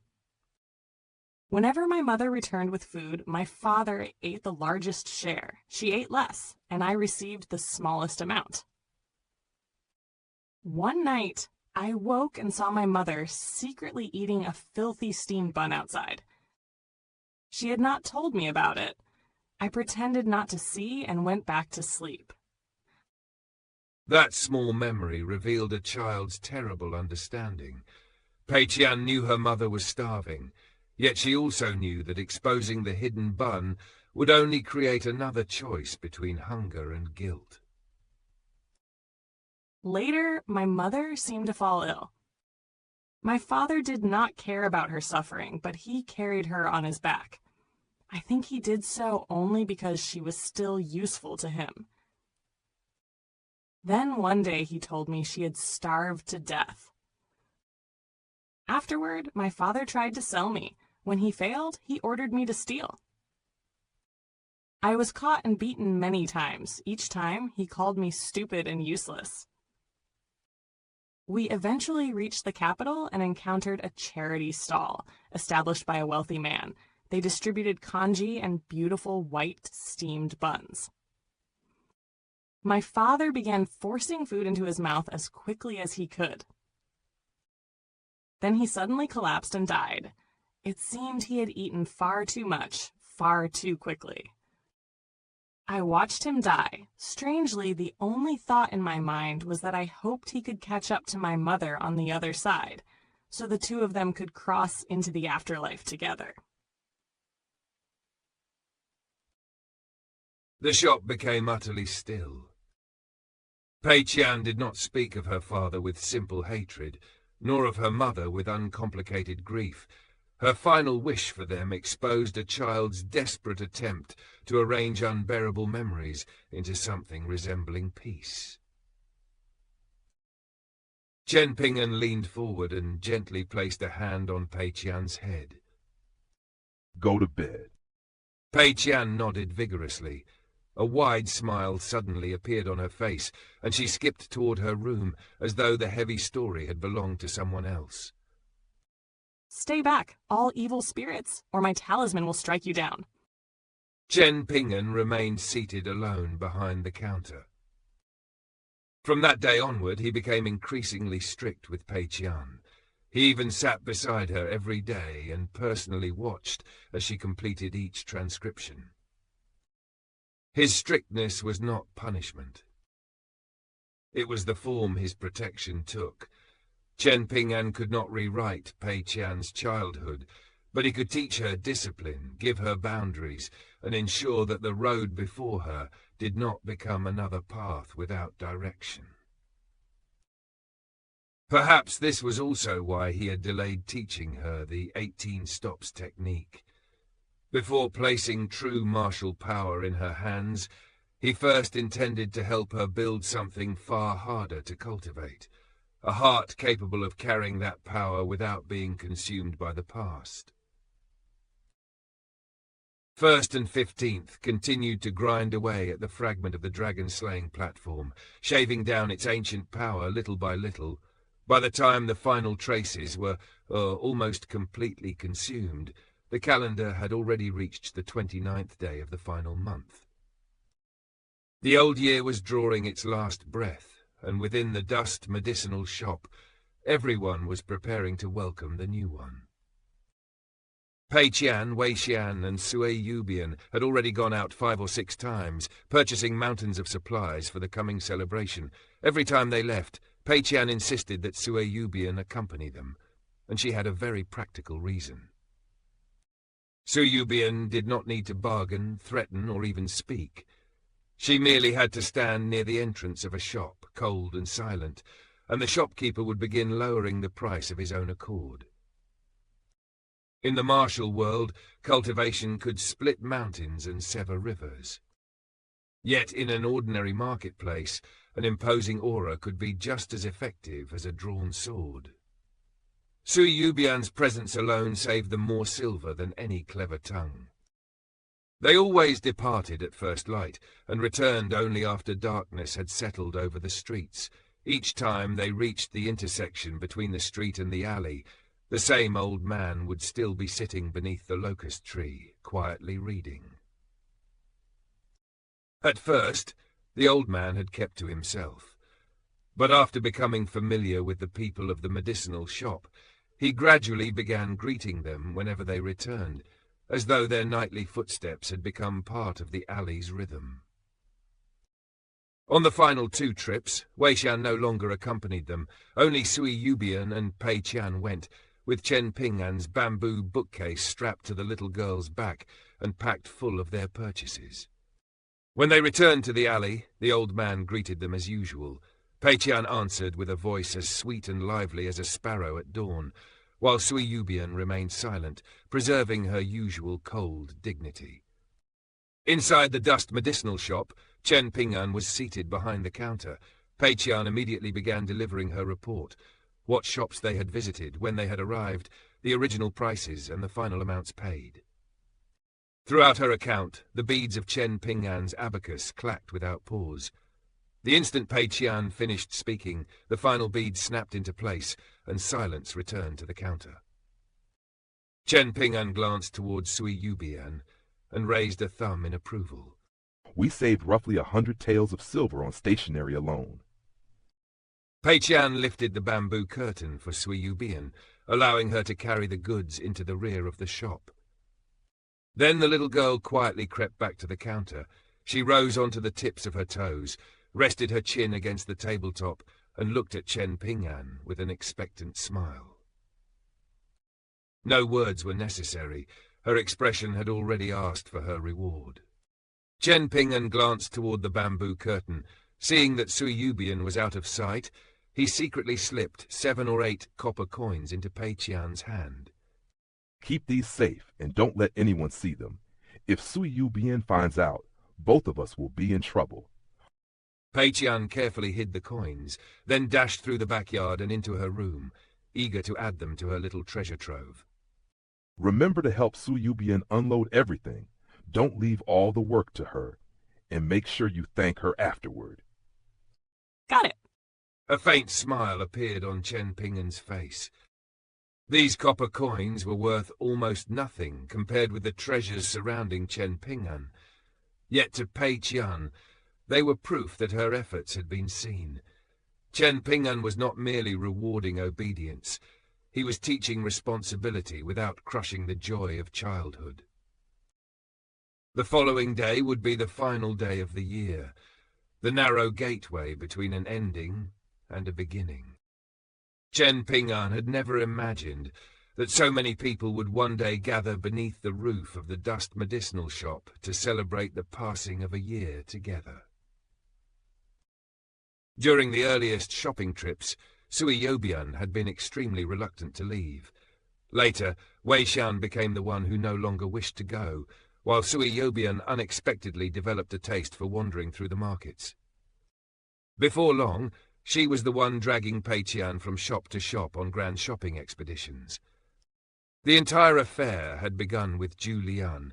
He had secretly approached Pei Qian and promised her a complete set of the 4 treasures of the study, along with some pocket money, if she could persuade Zuo You to accompany them.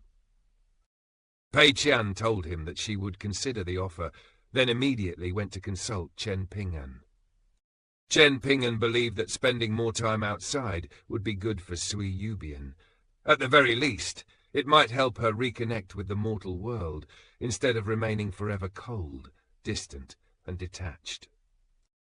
For a cultivator, seclusion could sharpen the blade, but too much isolation could turn the heart into iron. Chen Ping'an understood that cultivation was not only about strengthening the body or gathering spiritual energy, it was also about learning how to remain human. He therefore instructed Pei Qian to accept Zhu Lian's offer. From that moment onward, Pei Qian began pestering Zuo You like an indestructible little fly. She interrupted her cultivation again and again, nagging without mercy until the swordswoman finally surrendered and agreed to accompany her and Wei Xian. Later, the situation reversed completely. Zuo You took the bamboo bookcase from the corner of the room she shared with Pei Qian and personally dragged the little girl outside for another shopping spree. Chen Ping'an also made a secret agreement with Pei Qian. Every time Zuo You personally bargained with a shopkeeper, Pei Qian would earn 1 copper coin. One could almost pity the shopkeepers. Between Zuo Yu's chilling presence and Pei Qian's hunger for copper coins, their defenses had little chance of surviving. Then, without warning, Chen Ping'an turned his gaze toward the entrance of the medicinal shop. The light outside the alley suddenly dimmed. It was as though an immense black cloud had descended over the street. Yet when one looked upward, there was no cloud to be seen. A heartbeat later, the green-robed Fan Junmao descended from the sky.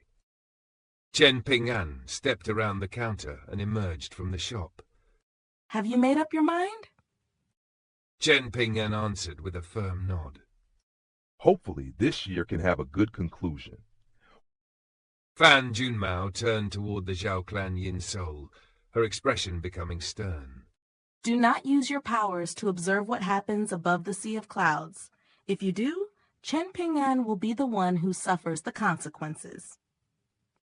The Yin Soul nodded. With the aid of the formation inside the medicinal shop, he could temporarily wield power comparable to the unpolished jade tier. That would be enough for him to gaze through the heavens and witness what was occurring above the sea of clouds. However, the spiritual energy within the sea of clouds was pristine and pure, while the energy of a Yin Soul belonged to the opposite extreme. If the two forces collided, the entire sea of clouds could be thrown into chaos. Chen Ping'an's bonded item refinement would be disrupted, and the foundation of his great Tao could suffer irreversible damage. This refinement was not merely the crafting of a treasure. A bonded item would be tied directly to Chen Ping'an's life, cultivation, and future path. A single disturbance at the wrong moment could turn a priceless opportunity into a calamity. Fan Junmao placed a hand on Chen Ping'an's shoulder and prepared to carry him into the sky, but he suddenly stopped her. According to the books I've read, immortals choose a suitable time, date, and location before refining pills. On that day, they fast, bathe, change into new clothes, then kneel while holding a cauldron and pray to heaven and earth. Are you saying I don't need to do any of that? A disdainful sneer appeared on Fan Junmao's face. Upon the Sea of Clouds, I am the equivalent of a mountain master in an academy, an abbot in a Taoist temple, or an arhat in a monastery. I am the sage who presides over that small world. Who exactly do you intend to pray to? Me? If you are willing to kneel and kowtow to me, I will most likely be struck down again and lose another cultivation rank. That does not concern me. I can always recover my cultivation, but there may never be another opportunity to make you kowtow. Chen Ping'an immediately understood. Lu Yong might have been a nascent tier cultivator, but on Clear Realm Mountain he was still not a true sage. He could not freely draw upon the fortune of the surrounding land as Fan Junmao could within the Sea of Clouds. The difference between a powerful cultivator and the master of a small world was not merely cultivation rank. It was authority within her domain. Fan Junmao could command terrain, spiritual energy, and fortune as extensions of her own will. Fan Junmao carried Chen Ping'an upward. After arriving above the Sea of Clouds, he paused to steady himself before gently placing a foot upon the white expanse. The clouds beneath him possessed the firmness of an ordinary dirt road. The sensation resembled the time he had stood upon water after his yin soul emerged from the water god temple. Fan Junmao swept one sleeve through the air. Cloud and mist surged together, forming a vast white table before Chen Ping'an. Its surface was smooth as a mirror, with pale tendrils of vapor drifting across it. The pocket treasure, 15th, and the white jade tablet that served as a minimization treasure hovered above the table. Chen Ping'an began removing the materials needed for the refinement, one after another, each movement slow, deliberate, and precise. There was the cauldron he had purchased from Lu Yong for 50 grain rain coins. There were also nearly 50 types of natural treasures acquired from Fan Junmao in exchange for the golden core of the nascent tier food dragon. Among those treasures were 12 distinct varieties of sand, each intended for a different stage of the refinement, and each carrying a separate purpose. Chen Ping'an continued arranging everything without haste. Fan Junmao, standing nearby, grew more agitated with every passing breath and had to suppress the urge to order him to move faster. Suddenly, she slapped a jade pendant onto the cloud table. To refine that water seal, the most important secondary ingredient is water essence of sufficient quality. Anything inferior will damage the entire process. This old dragon rainbringer is the finest piece of water essence I can currently obtain. It is almost as old as Old Dragon City itself, and has absorbed a vast amount of water fortune essence from the Sea of Clouds. There is no need to speak of money. Treat it as a wager I am placing on you, just like that flagon of basic refinement medicinal wine. Of course, if you insist on discussing money, I can sell it to you for the extremely cheap price of 30 grain rain coins. Aren't you the only one discussing money? Fan Junmao stared at him in genuine confusion. Do you truly feel justified accepting such a precious old dragon rainbringer for nothing? It was worshipped in the Fu clan's ancestral hall for more than 1,000 years. I am only charging 30 grain rain coins, and this item is essential if you wish to refine the finest possible bonded item. Is that not worth the price? Chen Ping'an's smile faded into a knowing look.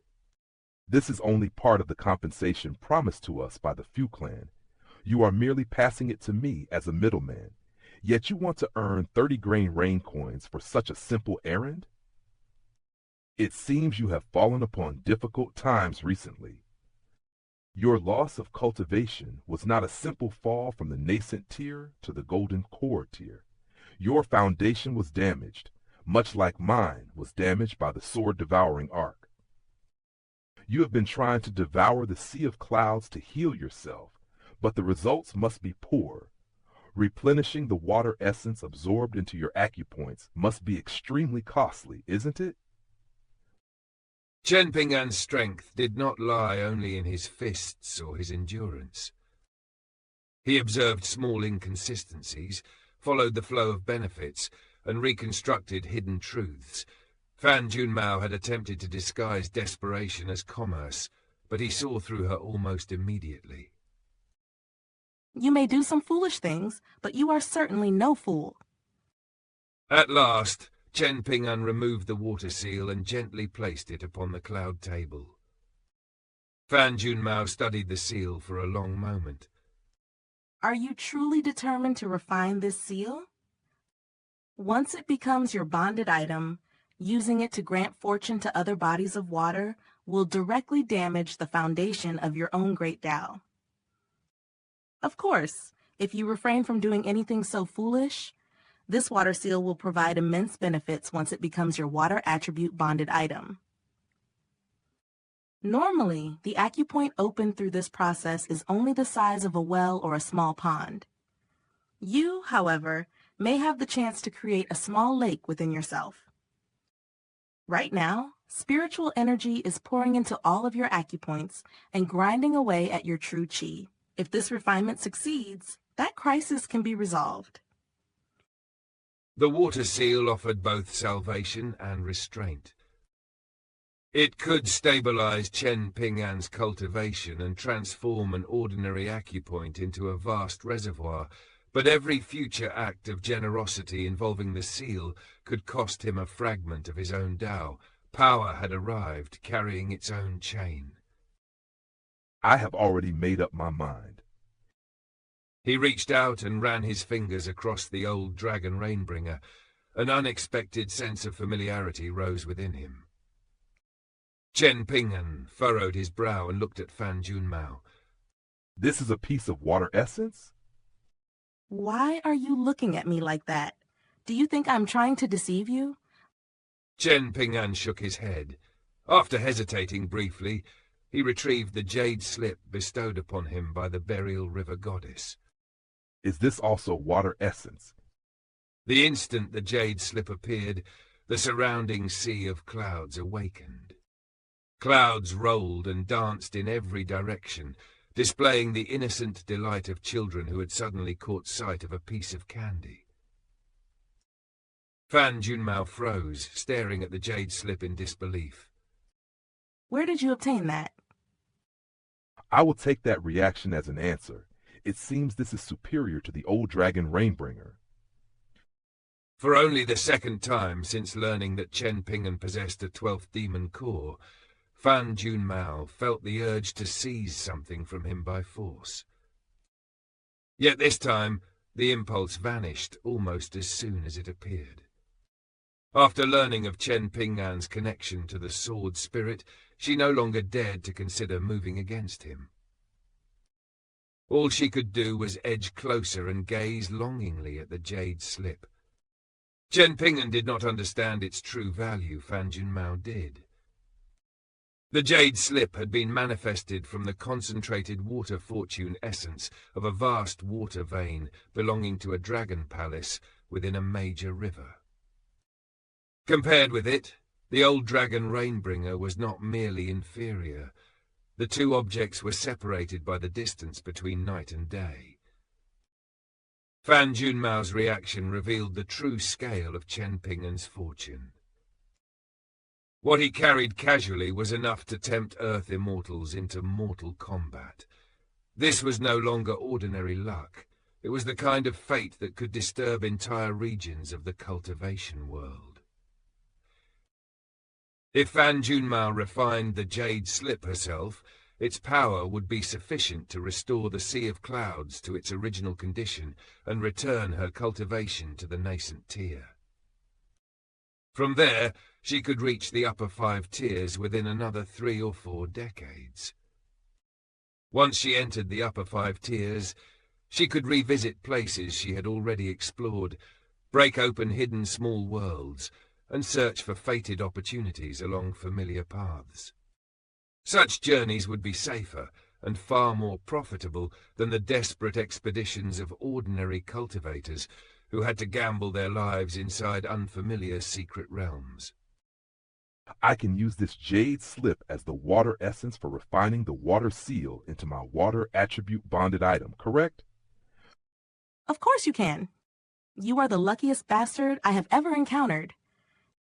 Do you understand how rare this object is? It is an innate immortal treasure. If this appeared in a small world without a presiding sage, Golden Core and nascent tier Earth immortals would fight to the death over it. There is even a strong possibility that unpolished jade tier cultivators would enter the struggle. Fate has different things in store for everyone. Had I spent my entire life in Old Dragon City, I might have remained here for 1,000 years without receiving a single opportunity to stand atop this sea of clouds. Likewise, even if you searched that water god temple for 10,000 years, there would still be no guarantee that you could obtain this jade slip. That is true. Enough talking. Hurry up. You've already wasted far too much time. Fan Junmao inhaled deeply and formed a rapid succession of hand seals. The outer edges of the immense sea of clouds covering Old Dragon City began to curl inward. It resembled a vast lotus flower reversing its bloom, each layer of white cloud folding inward until the open blossom became a sealed flower bud. Chen Ping'an, Fan Junmao, and the cloud table were enclosed from every direction. Countless beams of white light descended from above like streams pouring from the heavens. Spiritual energy rose in violent waves, pressing against Chen Ping'an until even breathing became difficult. When he noticed the mockery in Fan Junmao's eyes, he calmly retrieved the golden jade tablet inscribed with the words, "Nurturing the noble spirit," and hung it from his waist. The surrounding spiritual energy instantly surged toward the tablet in a frenzy. Fan Junmao hurriedly swept her sleeve, scattering the water essence that had gathered around Chen Ping'an. Had she reacted any slower, the golden jade tablet would have devoured it all and further depleted the Sea of Clouds. Even before the refinement began, Chen Ping'an's treasures were already competing with the environment itself. The golden tablet's ability to absorb spiritual energy was a blessing to him, but within Fan Junmao's wounded domain, that blessing threatened to become another drain upon her foundation. Fan Junmao then flew out of the colossal cloud bud. Her voice entered Chen Ping'an's mind through voice transmission. If you encounter any trouble, stop the refinement immediately. You may be injured, and all of the materials may be lost, but continuing after something goes wrong could cost you your life. You can also adjust the height of the cloud table with a single thought. Chen Ping'an sat down with his legs crossed. At the movement of his will, the cloud table descended until it resembled a white mat spread across the ground before him. Upon it rested the water seal, the 5-colored golden box cauldron, the jade slip containing water essence from an unknown dragon palace, and the old dragon Rainbringer, which now appeared almost redundant. More than 40 other natural treasures surrounded them, including 12 varieties of sand in different colors. Each type would become increasingly profound the longer it was refined. There was the dense and weighty infernal water sand, the Great Dipper sand glittering with radiant starlight, and many other priceless materials sealed inside transparent glass containers of varying sizes. Seated atop the Sea of Clouds, Chen Ping'an surveyed his surroundings. Although he was enclosed within the gigantic flower bud, his vision remained unobstructed. Beyond the layers of cloud, he could still see the ocean stretching away on 3 sides. His ideal outcome was clear: succeed on the first attempt, using the jade slip as the water essence, and transforming the water seal into his bonded item. If the refinement failed, the jade slip would disintegrate and release all of the water essence sealed within it. Yet even then, the essence would not be entirely wasted. Much of it would be drawn into the golden jade tablet at his waist and converted into spiritual energy. Whatever escaped would merge with the sea of clouds, compensating Fan Junmao for the aid she had provided. The old dragon Rainbringer would remain as his reserve, allowing him to attempt the refinement a second time. Chen Ping'an had already calculated the consequences of failure before touching the cauldron. His plan did not eliminate risk, but it ensured that even defeat would leave behind something useful. This was the same principle that governed his battles. Never gamble everything upon a single strike, unless no other road remained.